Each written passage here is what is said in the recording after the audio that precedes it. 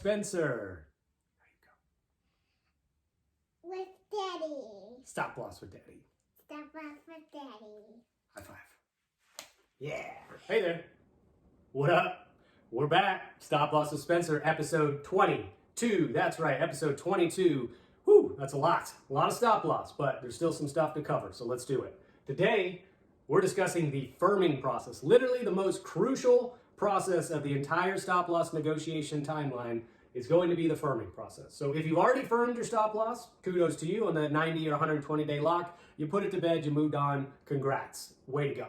But for those of you that are still out there, the folks that are still looking for firm stop loss quotes, maybe we're moving into the territory of a 60-day lock now, right? We've got October claims becoming available here in the next week or two in November, and so we'll be looking at a 60-day lock from the effective date. My previous videos have covered a little bit about the lock period. So now we're going to look at different funding types, different funding arrangements that you may find your client in, and what to request in that funding arrangement to get a firm stop loss quote, and where do you get that information from. You notice I have a little asterisk next to source. I'll tell you why in a minute. Source has two different meanings in this particular video, and so I want to emphasize something really important there as we go. So if you are a small group, what I would consider sub 50, or certain states might be sub 100. If you're a small group, very likely you're getting no data at all. All right. So if you're trying to firm stop loss, all you have is really a census to go on to get an initial quote. And then if you're looking to firm, well, there's not going to be claims information. So if you want to firm, you're going to need to have your members or your clients' employees fill out individual questionnaires or apps. Really what that is just a list of questions about their health history, disclosure questions as well, and that will come from the stop loss carrier. So whoever's actually looking to underwrite and firm the stop loss, they will give you the apps. There's also a cool company out there called Rover Analytics that does something a little bit different using EOBs. If you're interested in talking to them, I'd highly recommend you look up Rover Analytics on LinkedIn and talk to the two Bens, because they can maybe help you get your group through the firming process with a little bit more unique approach to it rather than having to go through apps. So anyways, not an endorsement, but it's kind of cool. Check it out. Fully insured. If you're fully insured, you may have access to some data. In Texas, we have the House bill, which gives us a little bit more information. Some states don't have as much. Some states don't have anything. But more than likely, if it's a larger group that's fully insured, you're going to get some sort of canned reporting package. And what I mean by canned is like, hey, here's 10 to 12 pages, a little bit of medical history, a little bit of, prescription losses, and, maybe we'll do the premium versus claims over a certain period of time, whether it's the most recent period or if we've had them for 24 or 36 months, you'll get a historical look back. They might even, in certain instances, give you a threshold, call it 10,000, 25,000, 50,000, some sort of internal pooling point based on the size of that group, where the carrier will also give you some large claims details. So you're getting that again from the BUCA carrier, because they're the ones that are doing the administration for that fully insured group. And so they'll give you some sort of canned reporting package. Typically not that good. Sometimes it's lagged way too far where the stop loss carrier is like, well, I can't do anything with that, depending on who the in-force fully insured BUCA is. Wink, wink, I won't say who. But you're going to get that from the BUCA carrier, and this is still a little bit of a challenging process to convert a group from fully insured to self-funded, especially if the claims data is not really good. You have some stop loss MGUs, especially, that are really keen on fully insured takeovers.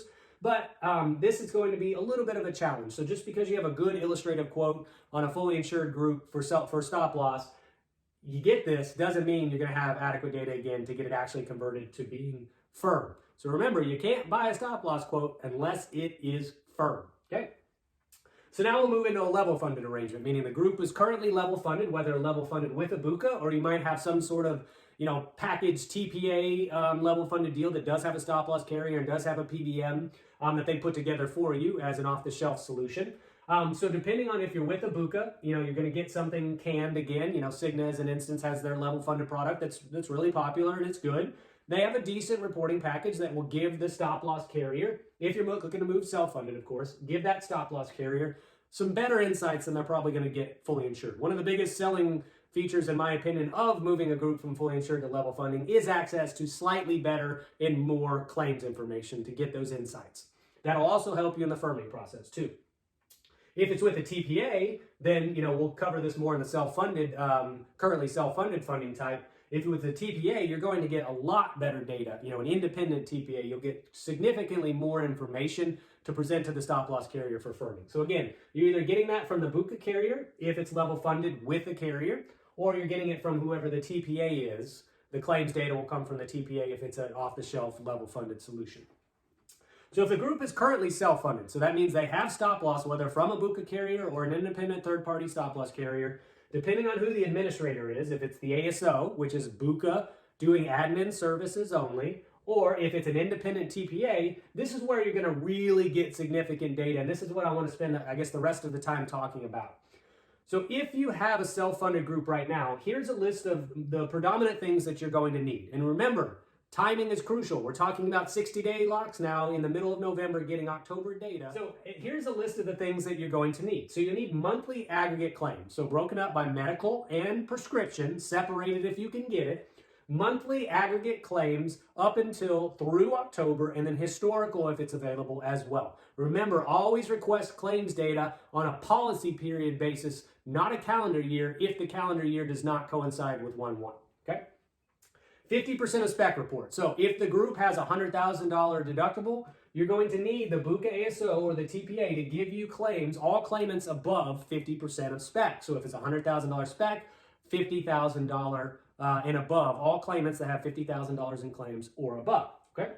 Pending denied report. So any claim that's outstanding that hasn't been fully processed yet, that has something holding it up, or it's been denied, but maybe they just need more detail. This will give the carrier a look and see, is there something big that's hanging out there that hasn't been processed yet that we need to be aware of, okay? A pre-cert report is all those folks that have an upcoming surgery or procedure that's scheduled, have sought pre-certification approval from the carrier in order to cover that claim. So that pre-cert report will also let the stop loss carrier know, is something on the horizon that might actually impact the current group's loss ratio or us picking up the risk moving forward.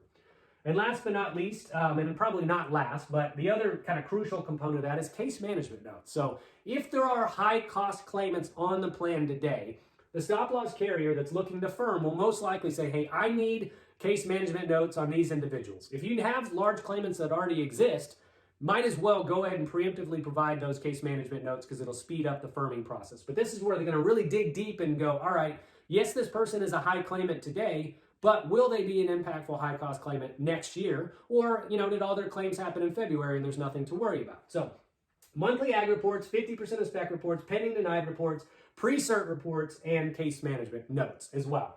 If it's with a BUCA ASO, you may have a little bit less success getting some of these reports. You might have to work with them a little bit more. But if it's an independent TPA, all of these things should be included in their normal reporting package, which is one of the reasons why you would engage an independent TPA. The last thing I want to hammer home, which is why I have the asterisk next to source. So not just the source of the data itself, but if you're a broker and you're presenting this type of information to the stop loss carrier to finalize stop loss, don't give them this information on your own broker converted reports.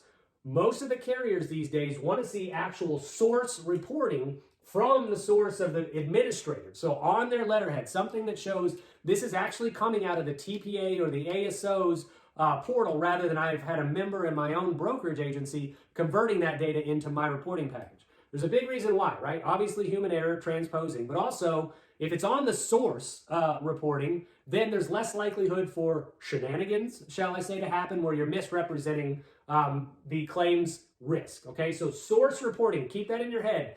That stop loss carrier might ask you for source reporting, which means the source of the data is going to be the administrator and not a claims report that you as a broker have put together from that information. So crucial difference, and it's going to start coming up a lot more, so pay attention to that. So firming process. If you have questions, let me know. I've already had a couple people reach out about specific instances or, a case that they're working on and wanted some advice. I'd be happy to give that free of charge for now.